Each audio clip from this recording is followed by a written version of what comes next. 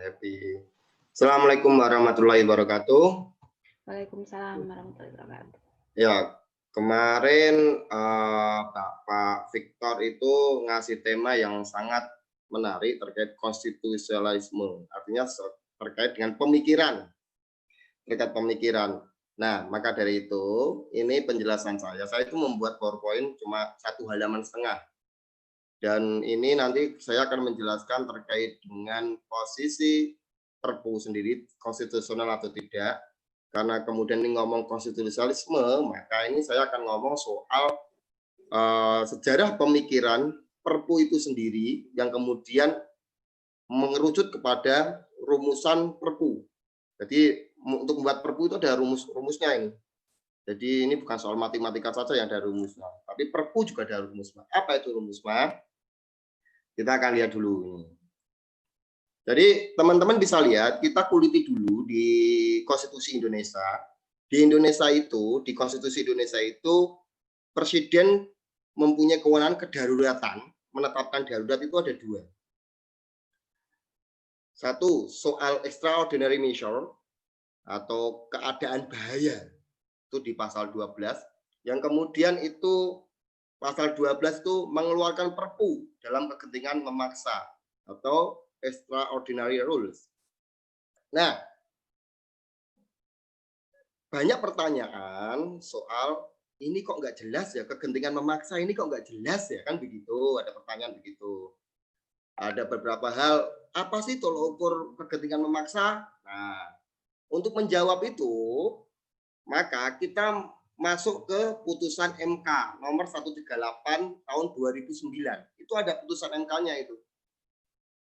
Jadi saya ceritakan dulu putusan MK ini. Jadi putusan MK ini diajukan oleh Saud Siagian. Waktu itu soal kekosongan pimpinan KPK waktu itu ya, tahun 2009 itu.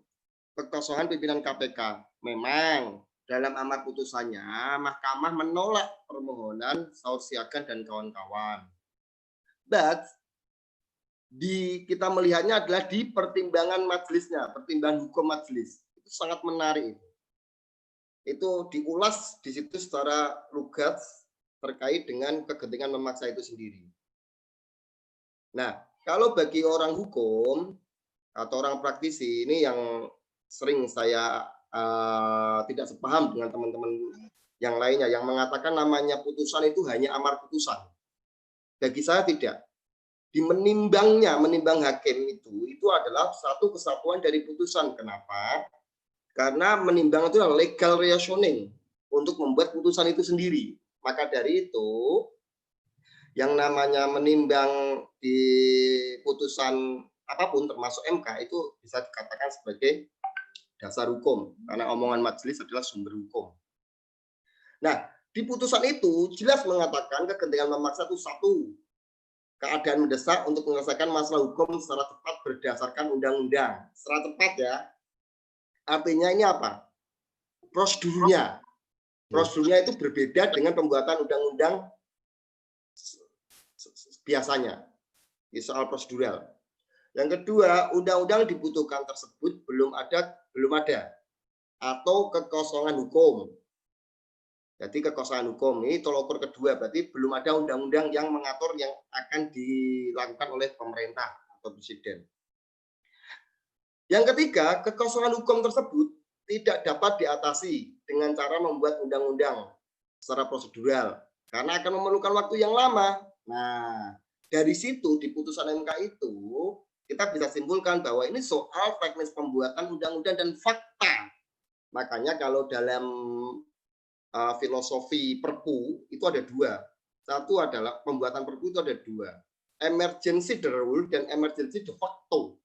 Emergency the rule itu nggak ada ininya, nggak ada peraturannya.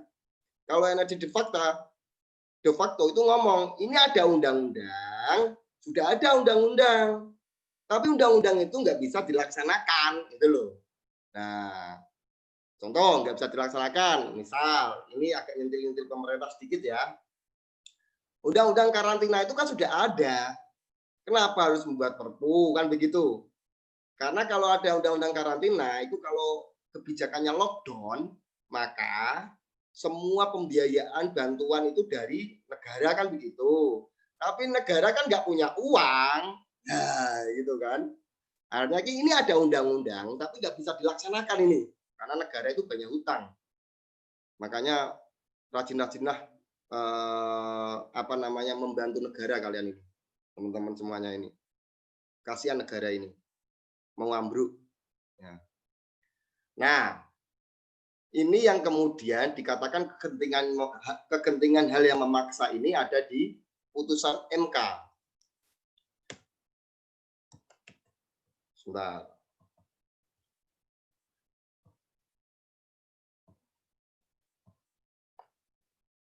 Nah, lagi di pertimbangan lagi itu di pasal di putusan MK yang nomor 138 lagi itu soal materi muatannya juga dirinci. Soal materi muatan Perpu itu dirinci, di mana Perpu itu adalah materinya adalah menurut Undang-Undang Dasar diatur dengan UU, dengan undang-undang. Artinya Perpu itu sama dengan undang-undang. Sehingga materinya bukan soal pelaksanaan seperti peraturan pemerintah gitu. Nah, untuk menjawab itu semuanya, kita akan merunut filosofi atau pemikiran, karena ini ngomong konstitusionalisme, maka kita akan pemikiran Perpu itu sendiri. Kegentingan, kalau kita ngomong perbandingan, kegentingan memaksa yang ada di Indonesia itu berbeda dengan kegentingan hal memaksa yang ada di luar negeri. Kalau kegentingan yang memaksa di Indonesia itu tadi sudah dijelaskan di putusan MK. Tapi kalau soal kegentingan memaksa di negara lain, itu contoh Prancis. Prancis lah, saya contohkan Prancis karena negara revolusioner, negara yang sering revolusi. Jadi perlu dikatakan bahwa Perpu itu bukan hanya ada di Indonesia, tapi di luar negeri pun ada. Di Prancis, kegentingan yang memaksa itu adalah soal ketika ada penyelenggaraan negara yang itu terhambat. Padahal itu penyelenggaraan itu diatur oleh konstitusi atau amanah konstitusi, tapi terhambat, maka muncullah Perpu. Nah, itu kalau di dalam Prancis. Yang kedua itu adanya proses gangguan. Artinya gangguan itu ada penjajahan, ada lain itu loh. Gangguan kedaulatan. Itu kalau di Prancis. Kalau di Indonesia bukan. Tadi tolak ukurnya adalah 3, kegentingan yang memaksa itu 3 tadi. Nah, saya mencuplik pemikiran karena ini tentang konstitusionalisme, maka kita ngomong soal pemikiran. Saya mencuplik pemikirannya Prof. Bagirmanan dan Prof. Susi. Di mana dalam asas negara hukum yang tidak boleh ditinggal itu yang pertama adalah 1, substantif due process of law atau tata cara menentukan isi. Nah, tata cara menentukan isi ya, berarti materi muatan kan. Dan tata cara membuat hukum di satu pihak. Nah, Perpu itu kan juga membuat hukum, karena Perpu itu hukum yang baru. Yang kedua, yang tidak bisa ditinggalkan oleh negara hukum itu adalah procedural due process of law. Tata cara melaksanakan hukum di pihak lain. Ini soal terkait kewenangan atau legal authority. Nah, saya tidak akan membahas soal legal authority, tapi saya akan membahas soal yang substantif due process of law. Nah, kalau kita melihat Perpu, sejarah politik hukum Perpu itu ada di Indonesia, itu ini Perpu kegentingan yang memaksa tadi itu adalah copy paste pada pasal 93 in the state regulating IS. Itu copy paste itu. Karena yang menggunakan jadi di IS ini di pasal 22 di pasal 93 IS ini itu kegentingan yang memaksa itu menggunakan frasa dringende of Hans Dexheden, yang pada intinya Perpu timbul, Perpu ada karena ada undang-undang yang mengatur dan memenuhi kebutuhan hukum. Nah, hampir sama kan dengan tolak ukur tadi. Tolak ukur tadi adanya kekosongan hukum. Nah, kalau ngomong Perpu kan gini, kalau ngomong Perpu karena ini nggak ada DPRD, ada sih DPRD, ada DPR, tapi disahkan nanti diajukan nanti pada sidang berikutnya kan Perpu itu. Maka pandangan secara politik, Perpu itu semacam political instrument, alat untuk mencapai tujuan politik.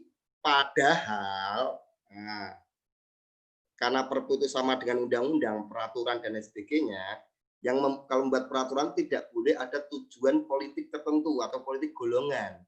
Tetapi kalau hanya Perpu saja itu seperti political instrument. Nah, maka dari itu sifat Perpu ini ya, sifat Perpu itu adalah necessary evil atau sesuatu yang semestinya dijauhi. Kalau bahasa hukum Islamnya itu subhat.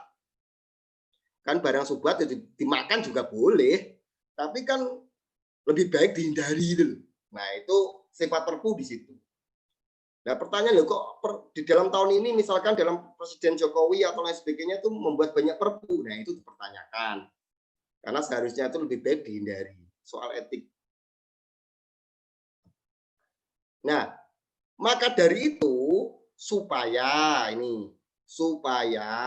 Perpu tidak dianggap sebagai political instrument, maka Prof. Bagirmana itu membuat Perpu. Membuat rumusan, yaitu kegentingan memaksa adalah, jadi kegentingan memaksa seperti tadi ya, tolok ukurnya adalah putusan MK tadi ya, yang 198 tahun 2009, kegentingan memaksa plus UU atau undang-undang yang tidak mengatur atau tidak dapat dijalankan. Jadi kegentingan memaksa plus kekosongan hukum atau undang-undang itu ada tetapi tidak bisa dijalankan. Ini rumus membuat Perpu. Nah, melihat rumusan itu, maka untuk melihat isi materi muatan ya, melihat isi materi muatan harus menggunakan rumusan materi muatan Perpu dikurangi materi muatan yang ada di undang-undang. Artinya begini, kalau di Perpu itu ngomong mengenai persoalan pidana, misalkan pidana, kita lihat apa pidana apa, tidak mematuhi, misalkan tidak mematuhi PSBB, misalkan, itu ada pidananya. Maka kita lihat di KUHP, apakah ada peraturan KUHP yang ngomong soal mengganggu ketertiban umum misalkan. Nah, kalau ada di KUHP, di undang-undang lain ada, maka di Perpu nggak boleh dicantumkan. Satu. Yang kedua, contoh yang kasus mengenai ini, mengenai COVID ini. Kalau kasus mengenai COVID ini, misal, ini ngomong bahwa ini keuangan itu tidak boleh, keuangan itu bebas, dalam arti gitu. Keuangan itu tidak dapat diaudit. Nah, kita merumuskan lagi ke Undang-Undang Keuangan Negara. Apakah benar segala keuangan negara itu dibebaskan? Kan begitu. Oh, ternyata di keuangan negara, di Undang-Undang Keuangan Negara itu mengatakan di mana uang itu mengalir, uang negara mengalir, disitulah pengawasan melekat. Kenapa demikian? Karena itu uang negara. Kenapa itu uang negara? Karena itu berasal dari pajak negara. Kenapa berasal dari pajak negara? Karena itu sumbangan atau pajak dari masyarakat, dari publik. Untuk itu, karena ini sumbangan dari publik, maka lembaga pemerintahan namanya adalah badan publik. Itu. Jadi nggak bisa kemudian itu membuat Perpu juga semena-mena. Materi muatannya semena harus melakukan hal-hal kajian-kajian, rumusan-rumusan yang tadi saya jelaskan. Karena Perpu itu sifatnya adalah soal prosedural pembuatannya saja. Kalau soal materi, maka harus ada perbandingan dengan hukum-hukum yang sudah ada. Nah, kemudian pertanyaan lagi soal COVID seperti ini. Soal COVID mengatakan bahwa tadi sempat saya singgung sebentar. PSBB, ingat ya, PSBB itu adalah kebijakan dalam struktur peraturan perundang-undangan ya. Kalau kita ngomong ilmu perundang-undangan itu kan PSBB di ayat yang terakhir dari 4 kalau nggak salah, dari 4 kebijakan itu. Di ayat yang terakhir artinya adalah PSBB adalah kualitas terburuk kebijakan. Karena kualitas terbaik adalah di angka 1, angka pertama. Contoh kasusnya begini, kalau Anda di MK, bersidang di MK, hukum acara MK itu kan mengatakan dokumen adalah nomor 1 kok. Nah, berarti kualitas terbaiknya adalah dokumen terlebih dahulu. Kalau di pidana, saksi kan kualitasnya nomor pertama, maka saksi harus diperkuat dulu, setelah itu baru saksi ahli, kan begitu. Kalau di MK kan dokumen dulu, baru kemudian keterangan ahli atau keterangan saksi. Nah, artinya kualitasnya kalau diukur itu kualitasnya lebih baik dokumen daripada keterangan ahli kalau di MK. Tapi kalau di pidana, keterangan ahli, keterangan saksi itu kualitasnya lebih tinggi daripada kewenangan keterangan ahli. Nah, pun demikian di peraturan perundang-undangan sekarang ini, di undang-undang karantina itu, di mana PSBB itu kualitasnya terendah. Kemudian yang paling atas apa? Lockdown. Nah, persoalannya adalah ketika negara menerapkan lockdown, itu kan syaratnya harus semua kebijakan berada di semua bantuan dan lain sebagainya adalah kewajiban negara. Tapi negara kan nggak punya uang. Nah, ini kan salah satunya adalah ada undang-undangnya, tetapi undang-undang itu nggak bisa dilaksanakan. Nah, muncullah Perpu, kan gitu. Nah, ini salah satu yang kemudian materi muatannya, karena tadi sudah dijelaskan di putusan MK juga sudah dijelaskan bahwa Perpu itu adalah sesuatu yang oleh Undang-Undang Dasar disamakan dengan undang-undang. Artinya ada hukum baru, tapi dilakukan di waktu itu juga. Kemudian ada undang-undang yang ada undang-undangnya, tetapi undang-undang itu tidak bisa dilaksanakan, maka membuat Perpu. Terkait materi muatannya adalah melalui ini pendapat ahli dari Prof. Bagirmanan dan Prof. Susi, yaitu kegentingannya memaksa plus undang-undang ada kekosongan hukum dan atau undang-undang ada tapi tidak bisa jalankan. Ini rumusan Perpu ada. Kemudian rumusan materi muatannya adalah materi muatan Perpu, ya, materi muatan Perpu dikurangi materi muatan undang-undang yang sudah ada. Nah, itu makanya kalau buat Perpu jangan tebel-tebel. Ini supaya untuk menghemat pemikiran karena harus ada pengurangan itu. Karena apa? Karena Perpu itu bukan seperti tindak pidana khusus atau bukan seperti undang-undang khusus. Bukan, Perpu itu layaknya undang-undang biasa. Tapi kalau Perpu itu misalkan di undang-undang lain sudah ada aturannya dan itu bisa dilaksanakan, kemudian Perpu membuat materi yang berbeda dengan undang-undang tadi, ini akan menjerumus kepada Perpu semacam lex spesialis gitu. Nah, cukup itu penjelasan saya. Mohon maaf, itu hanya yang bisa saya berikan. Mungkin kurang banyak lah ya. Tapi kalau saya memang nggak bisa, saya akan ngomong nggak bisa ya. Ini sependek yang saya ketahui. Wassalamualaikum warahmatullahi wabarakatuh. Ya, waalaikumsalam.